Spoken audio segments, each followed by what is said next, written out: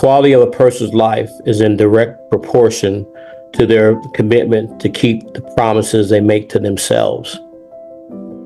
I think often in life, we make promises to others and focus really hard on keeping the promises we make to our partner, to our siblings, to our sons and daughters, because there's value in us saying who we are and doing what we say.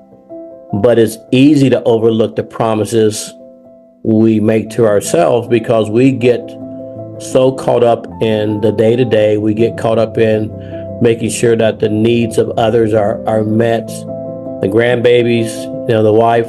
And I don't want to miss some of the promises I make to myself, because those promises also end up being a good example to others of self-care. And self-care is important because the healthier I am, the more helpful I can be. And I want to be helpful to everybody in my family and the people around me.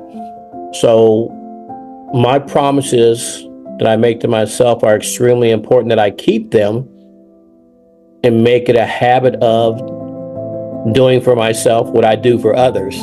And I think it is the easiest part of our life to miss, because we become so engulfed in the welfare and the care for the other people around us. My grandbabies are at the top of my list when it comes to the joy and love that I have for them. So when everybody is demanding your time, it's easy to overlook the promises we make to ourselves and make sure we keep the promises that we make to others. But if I can keep the promises I make to myself, then I can fill my cup up, and that allows me to fill up the cup of the people around me. And that's the whole purpose, is let my cup overflow into others.